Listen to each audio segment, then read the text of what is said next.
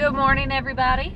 Welcome back to Ingram Orchids and More. Tristan and Catherine here on the way to work because this is the time that we have and we're thinking about you. The only time you have, what limited time you have, you gotta make use of it. That's right. So, we made a post on YouTube reaching out to all of our fellow orchid enthusiasts, and we wanted to hear from you and try to address any questions. And better late than never. I know that was 2 months ago. Y'all can smack us later, but we're trying to play catch up, okay? But we have several questions from you guys and figured we could answer them really quick on the way to work. Please disregard my faces as we're driving to work because Tristan's driving scares me. So let's jump right into it. All right, so one of our viewers asks, which orchids grow better or are prize candidates for mounting instead of potted? Mounting instead of potted. Well, I think that depends on the conditions that you like to grow in. If you're over water, maybe you should grow a lot of your stuff mounted. That being said, there are certain types that definitely lend well to being mounted versus potted. Those first things that come to mind are bifoliate cattleyas, encyclias, brassavolas tend to really like being mounted over potted. What else? You can get away with some standard cattleyas or intergeneric cattleyas.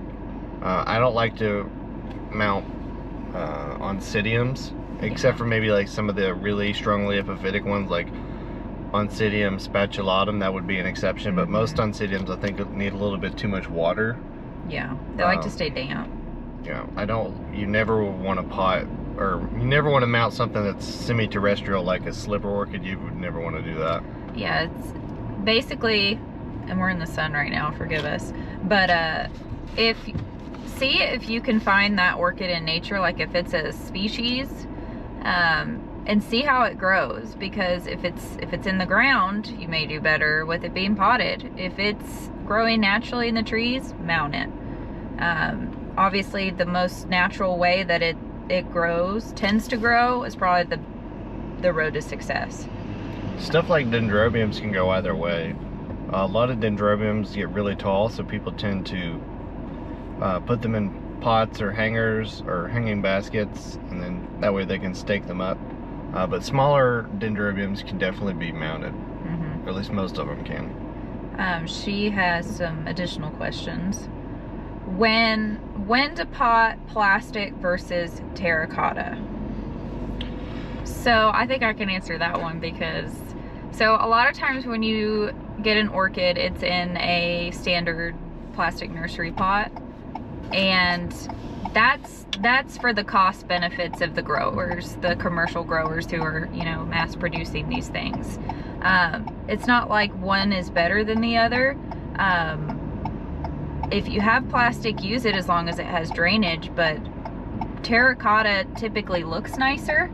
It helps with temperature regulation, and it ends up weighing your plant down a little bit more, so you're not having to worry about it falling over as it would in a nursery pot.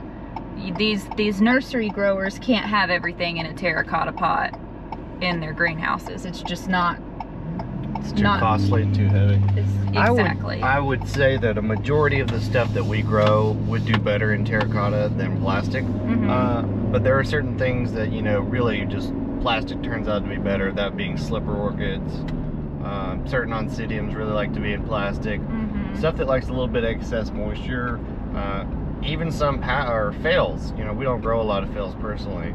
But fails do really well in plastic just because they tend to want, not a whole lot of water. They just want to be moist for just a little bit longer. Because terracotta tends to help dry out quicker. Terracotta, you get that evaporative effect as it wicks away moisture from the media. Go.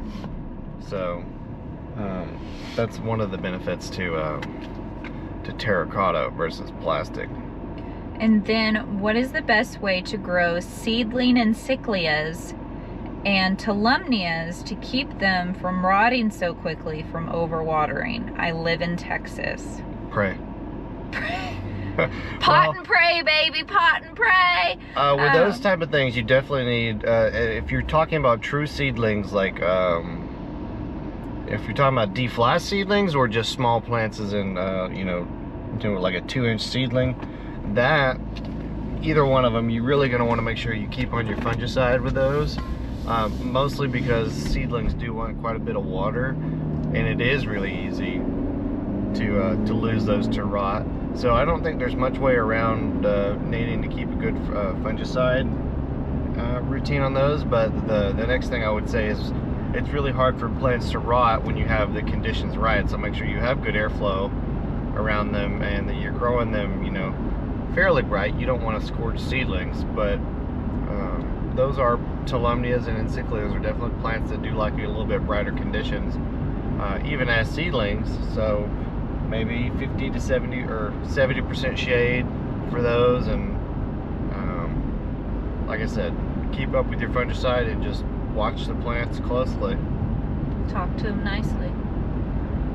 All right, next is a viewer that says, I am learning how to grow recently deflast orchids. I picked up a very small Certipodium punctatum and I don't have any experience growing dormant plants. How do I know when to water? It is so small, but it has a new growth. I am nervous I will kill it. Well, welcome to the cigar family. Congratulations on your Certipodium. Well, small Certipodiums can be a little bit tricky because I don't like to let them go as completely bone dry. Usually with those Certipodiums that go dormant and stuff, it's good to watch where they naturally come from. So punctatum comes from South Florida. So when does South Florida stop receiving so much rainfall? Well, South Florida, where punctatum grows, they do not have as distinct of a dry period as central and northern Florida. They still get rain in the winter. Not as much, but they still do get some. But they have a reduction. So starting around, you know, November, the rains really taper off. And the driest part of Florida's climate is going to be right around like May, June. So late spring and early summer, before our rains really start, it's incredibly hot and dry. But that being said, I like to keep a little bit of moisture on my small Certipodiums. They don't tend to go as hardly dormant as like Catasetums. They're not as picky about it.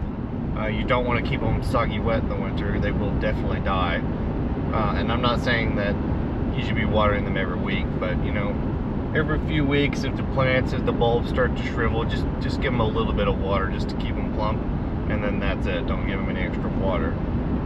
But with the Certipodiums, when they wake up, when you start seeing those little new eyes emerge in the spring, I think it's time to start adding on a little bit of a half-dose fertilizer and giving them a little bit of water. Catasetums, people say you need to wait until the roots are, you know, so many inches and the growth is so many inches, and that is true for Catasetums.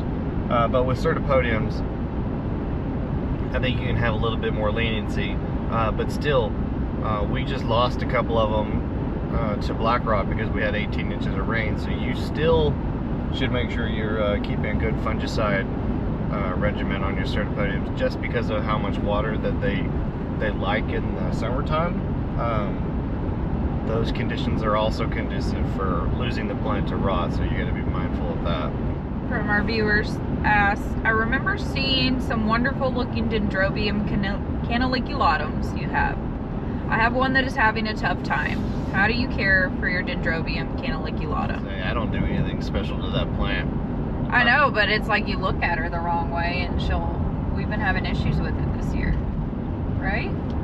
Not ours personally, no. I leave it mounted. I like Canaliculatum to be mounted on a piece of cedar. That's how ours are, and we had some drip damage on ours, but that was about it. Oh. I mean, that's why we didn't see the flowers. Yeah, but the plant was growing just fine. I don't know. We don't really do much different to it. I treat them like a Cattleya. You know, just they don't mind the cold as long as it doesn't get really cold, and they really like the heat too. So my best thing would say, if you're somewhere in Florida mount it. If you're not, put it in a tiny little clay pot with a fine or a coarse bark mix, and then maybe just water more sparingly. You'll know if it's getting enough water. If it starts wrinkling, you're not watering it enough. But I don't know. I really never pay much attention to that plant because it just seems to grow just fine for us. But that just may be luck. It is growing in our screened in lanai in southwestern Florida, so it does get a good amount of bright filtered light. But like you said, it kind of neglects it. Maybe that's why it's doing well. It's because we don't pay too much attention to it. Yeah. I have a no ID purpurata and I'm confused. Yours is Laelia Cattleya purpurata variety Schusteriana, but that looks similar to pics I've seen of the variety Roxo Violetta. Both look like the color of mine. Okay, so Cattleya purpurata, which used to be known as Laelia purpurata, there's a whole bunch of different varieties. The variety you have is, I'm not familiar with that one. The big ones that you see a lot are the Tipo, the Sanguinea, the Carnea, the Schusteriana. There's a few other I'm forgetting. But I'm not familiar with that one, but I would just do some research about it and see where the variety originates from. There's some varieties that I would definitely agree look very similar, like Schusteriana and variety Werkauseri look very similar, but Werkauseri has like a lighter cerulean look to the coloring instead of that deep dark purple. A lot of times these growers and breeders, they're gonna create different varieties because they saw different breeding characteristics. So when you see all these different, it could be the same species or the same cross, but it could have a different variety. Point again, make sure, like, if your plant says that, is it a seedling of a bisib, or like maybe by a different variety? Because if it's a seedling, if it says it's Cattleya purpurata variety, whatever, bisib or biself, that's still a seedling, and there can be genetic variation that would cause the coloring to be slightly different, so you may end up with a seedling that doesn't look like what you were expecting. That happens a lot with Cattleya, Cerulean type Cattleya breeding. Mm-hmm. People will breed Cerulean Cattleyas together looking for a nice Cerulean flower. Yep. And then only half of the seedlings turn out Cerulean, the other half, turn out pink. Or whatever the normal typical color form is. Yeah. So genetics is weird, so you just got to be mindful of that. A viewer from St. Pete, Florida. Whoop whoop. Selfish guy here. I love it when I learn about orchid growing here in Central Florida. Your videos are very helpful. Thank you. I'm a recent transplant to St. Pete and I watch all of your videos in search of knowledge about what I can grow here. Local content is super useful in the orchid world. I would love to see some fails even. What should I steer clear of? I like when your vids focus on a particular species orchid as opposed to some hybrid. How about a video showcasing one species and how it develops over the course of a year? Or how about a video showcasing the seasonality of growth and flowering over the course of a year using, let's say, 4 Cattleya species with very different blooming cycles? Throw in your thoughts on the best time to repot/divide each, tips for better formed flowers. So that sounds like future content ideas, which I am totally down for. I think those are all great ideas, and I really appreciate the suggestions because I think that would be really cool thing to do. Yeah. My most recent video, probably the one that came out before this one, was just a little glimpse of the orchid species we have blooming on our balcony. So if you're looking for more of the species, which is really cool because I enjoy looking at species too, because you kind of get inundated with hybrids, and not to say that they aren't beautiful because they are super gorgeous, but it's really cool to see species, and I think that's like the collector item too, is being able to grow species. So maybe that's something that we can do in the future, where you and I can focus on some Cattleya species and kind of compare that through the year as a science project. Real quick, tips when to repot and divide. Repot when the plant's about to set down roots, but if that also coincides with fall and winter, don't do it. Unless it's emergency. If you have root rot, you got to do it. But usually spring is the best time to cut and repot, but you also want to make sure that that also coincides with new development of growth and roots.